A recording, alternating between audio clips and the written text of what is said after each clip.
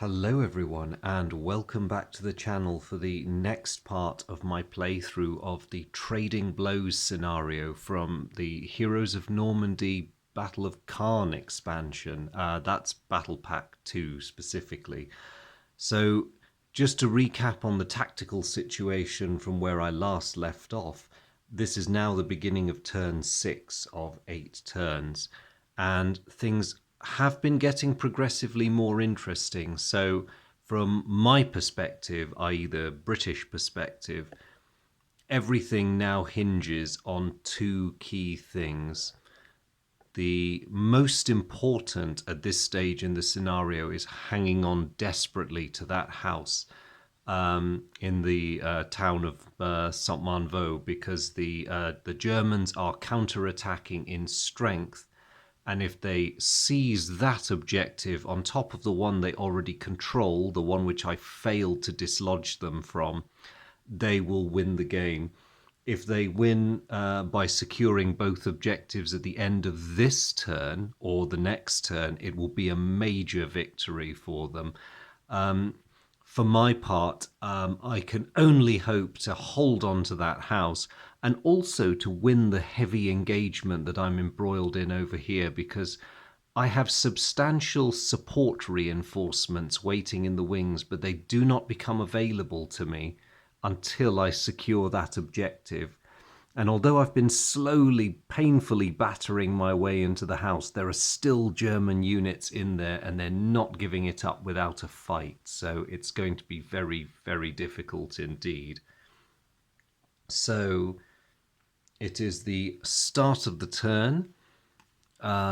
Just a reminder of what my cards are. I'm beginning to think I don't know when I'll use all of these, but they are pretty useful, particularly weak point and all terrain. I think I'm going to need them before too long. But of course, we begin with the German AI drawing a card. Now, they have a full, well, at the moment, they don't mind losing that. They have a full tray of cards on the solo dashboard, so they lose it bounced right off. But at the moment, I've got nothing other than the Piat, which can really make holes in panzers. I've got that to worry about. But I shall settle into my orders phase first and worry about that little detail as the turn progresses. So I've still got 3 orders. And the crucial question, I think, is what can I do that maximizes my defense of that house while helping me to clear this building. I also need to try and protect my units from being destroyed outright, which is going to be a tall order. So I think it's going to be really difficult. I really want to make more use of my wasp because it's a wonderful asset to have, but it may be suicidal continuing to make use of it. Mind you, if I drive it up here and put some flame into that room, if the Germans then destroy it, it does frustrate their panzer by blocking its route. Just depends on how brave the crew of the Wasp is feeling, really. I think it is worth the sacrifice, but I also have to bear in mind I have a badly exposed infantry unit there with another panzer breathing down their necks. That's not looking very good. Arg, what to do?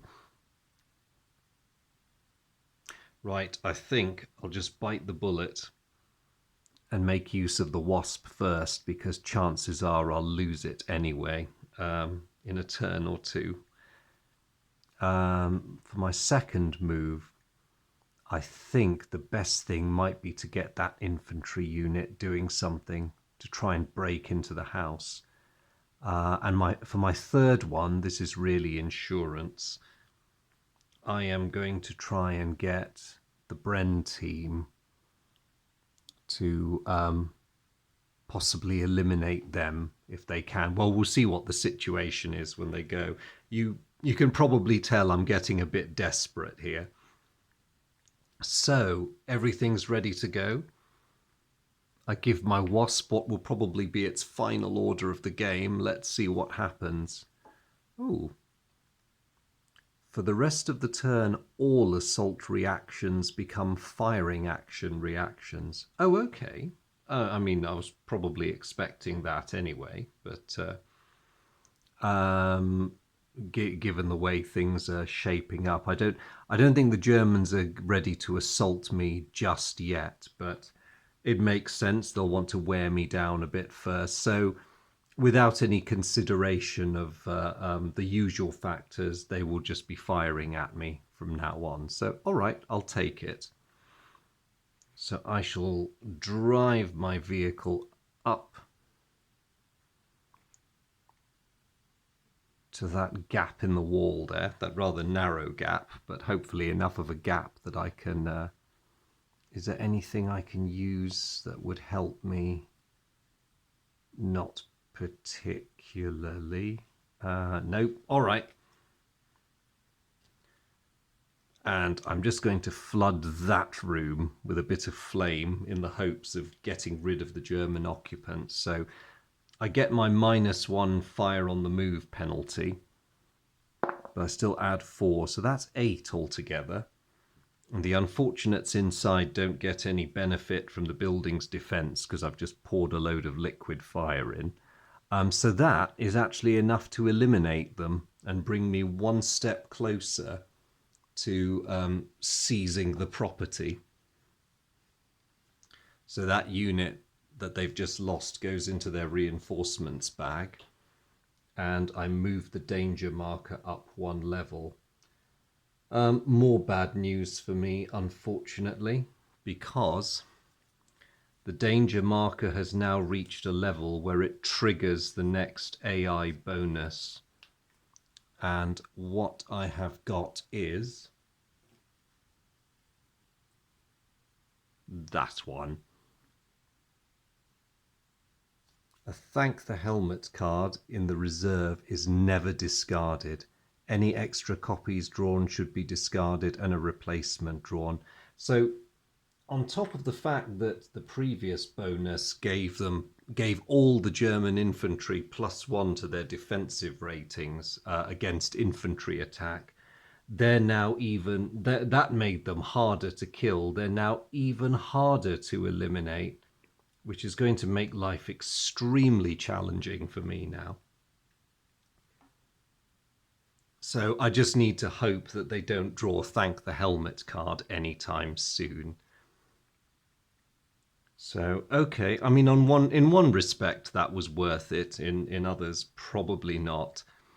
But thankfully, one saving grace I've had is that I don't want to curse myself by saying this, but the Germans have not had any order tokens issued for a while. They've mainly been reacting, and that hopefully will buy me time.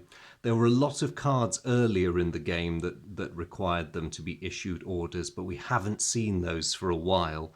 And I'm really, really hoping, between the rather defensive stance they've taken most of the game and the passage of time, I may yet survive this by default.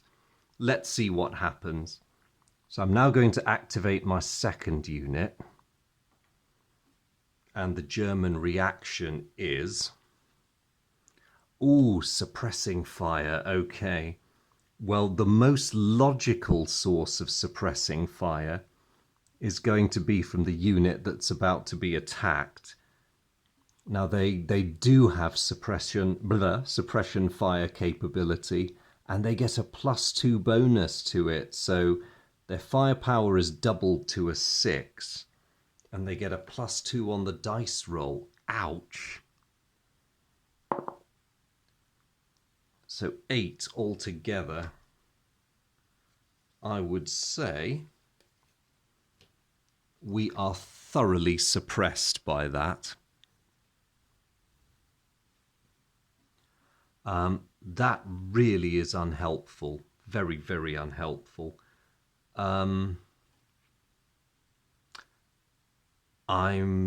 Rats, what to do? Okay.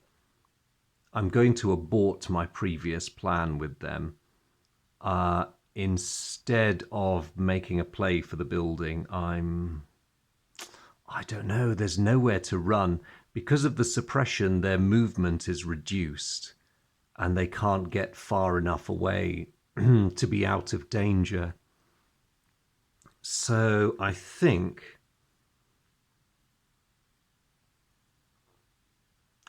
because they're outside the building, their best bet is to chuck the last grenade I have into that room, accept that there'll be a penalty on their dice roll and just hope they roll high enough.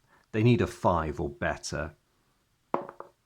Oh, they just failed that one, so okay. The grenade chucked through the window achieves nothing, and that is them activated. Oh, also, the Germans are entitled to draw. Oh no, they can't. It's only if we're playing on very hard setting. Okay, I will happily take that with some relief. And my final move. I'm going to activate that Bren team. Now the question is, do I want to fire at those Germans or do I want to assault them? They're not. They have activated because they were triggered in response to the activity of that unit, but they're still a pretty potent unit and they have assault capability. Now, what this suggests is that I'm actually better off firing at them. My temptation is to suppress them to begin with, but I don't know. It's difficult to know what to do because I really want to eliminate them so I can claim the objective, and suppressing them is not going to eliminate them.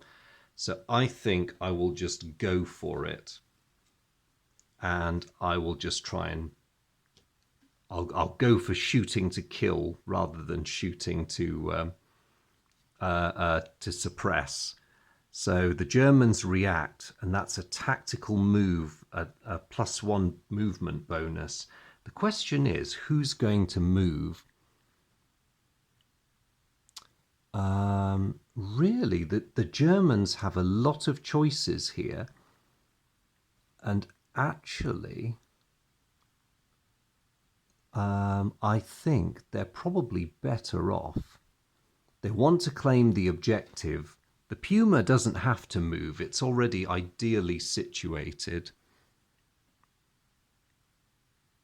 I think the best thing would be to move one of these units up.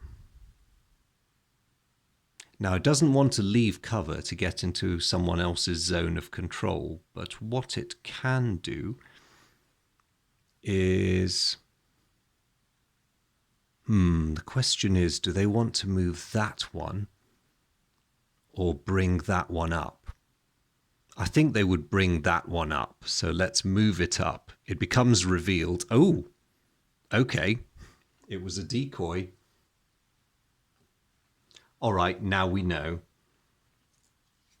And because we're playing on medium difficulty, that second effect does nothing. So Brens can open fire. They get a +2. The Germans get no defensive bonus because we're inside the building. But we need a 5 or better again. Oh, and we do it. Okay, we have inflicted losses. Well done, Bren guns. So they're still hanging on, still depriving us of the ability to claim that, but they're not happy. And actually, the Germans, if they want to continue to make my life hell, do need to rush somebody in there. Very, very, very fortunately for me, none of the German reactions have given their other units a decent chance to chop me up. So we're now actually in the supply phase already. The trouble is I still have no reinforcements, and there's nobody that I really want to move around that much. Unless, of course, I can try and make trouble for that fellow. I think I will do that. I'm just going to edge my leader team round to his blind spot over there. I need to be wary because that puma could do horrible things to me. I also want to get my fire team there safely into the hedgerow. They can cause problems, I hope, for the units in the house and maybe act as a speed bump of sorts. But that's really all my options now. So what about the Germans? They have many, many units.